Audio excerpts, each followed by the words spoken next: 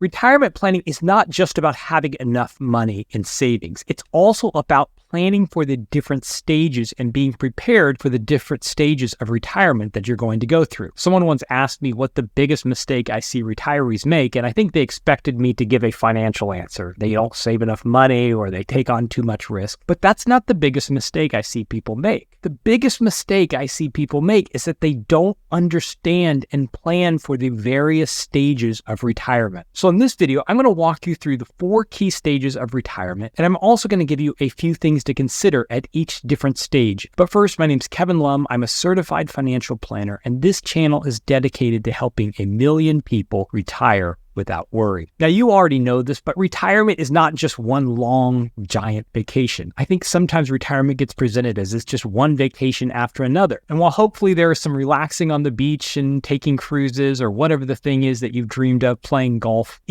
retirement is also a series of phases, each with its own challenges and its own opportunities. Now, the first phase of retirement actually starts way before you say goodbye to your 9-to-5, and it's all about planning. Whether you're aiming for a part-time transition or you're jumping in with both feet, right? You're done. You're going to just not work another day in your life.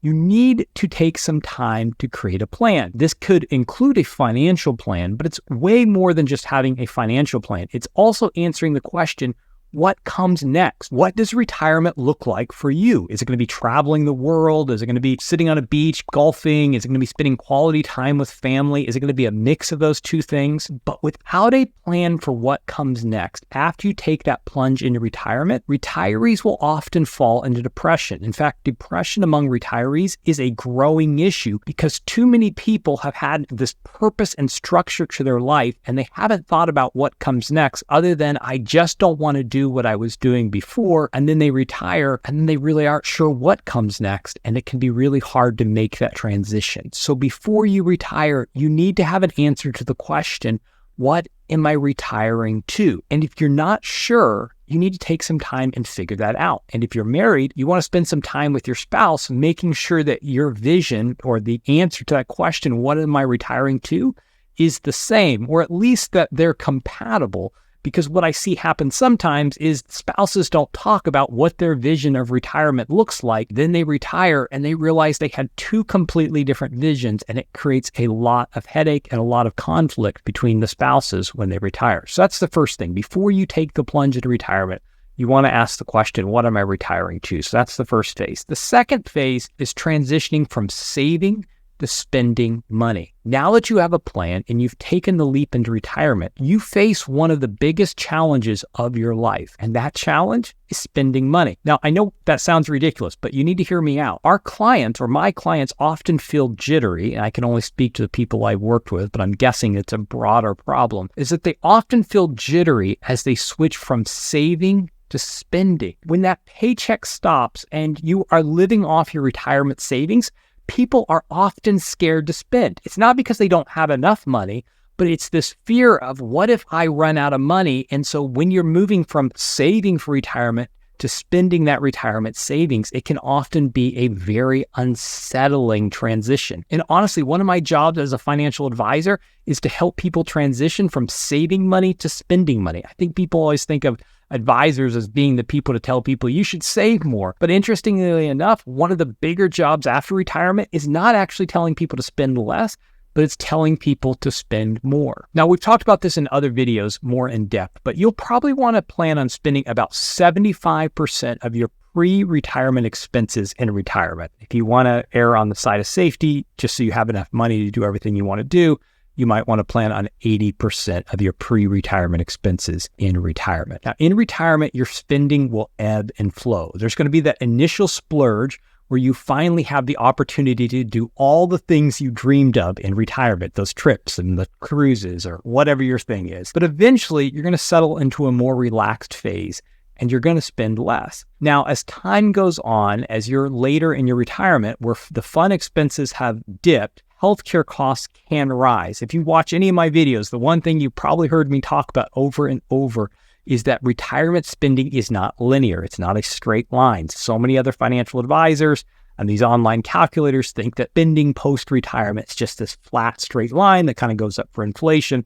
But in reality, it looks like a smile. It is higher in the beginning then it dips, and then it raises later in retirement. So the second phase of retirement is moving from saving to spending. The third phase of retirement is finding purpose. The first few months after retiring, you're going to be so excited to just sit at home with nothing to do or doing the things that you always said that you would do if you had more time.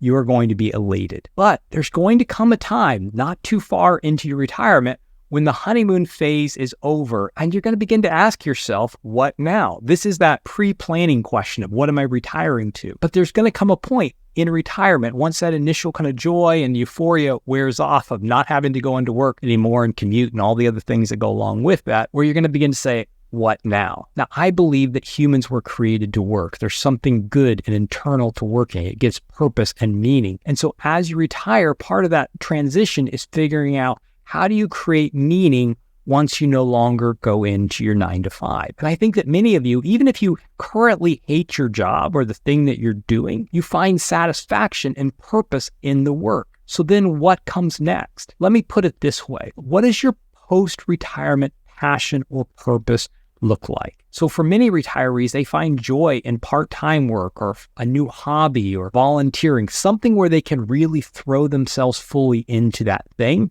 and master it. So for some people, it is mastering a new hobby, right? That's why so many of you who are in retirement have taken up woodworking, or I don't know what the thing is, but you often see people when they enter the retirement years take on a hobby and not just kind of dabble in the hobby, but really dive into it because it can provide purpose and meaning. For other people, they no longer have a job, but they really throw themselves into volunteering work. But you need something to help you feel connected to others, something to help you feel productive, and something to help you feel fulfilled. So that's the third phase of retirement. So finding purpose in retirement. And then the final stage, or the fourth stage of retirement, is people begin to move towards thinking about leaving a legacy. You want to start planning for that sooner rather than later. How are you going to distribute your assets? Will you donate your money to charity? Will you leave your money to your kids? Like, what does that post-retirement legacy look like? And key planning around legacy is vitally important because there are some serious tax implications both for you and for your beneficiaries, especially if they're going to inherit an IRA or other retirement accounts. And so planning for your legacy today, even though it is not the most fun thing to think about, planning for your legacy today can have a big impact not only on your own taxes, right? Because some really unique strategies you can use that will both help maximize your long-term legacy, but also help save you taxes and save you money today. But it also can save your heirs money in the future if you plan on leaving money to family members. So the fourth phase of retirement is you want to begin to think about legacy. Now, finally, just a shameless plug. If you're looking for a financial advisor who talks about more than just how much money you have invested, but wants to view your retirement holistically, I would love to have a chat with you. You can just click the link below to set up an intro call to see if we'd be a good fit. And finally, if you're wondering how you're doing on your journey to retirement, here's a quick video that I'm going to link to that will help you know the 5 numbers you need to know to help you answer that question. Because before you can enter any of the rest of the stages of retirement, you first need to answer the question, can I afford to retire? So you can watch that video now.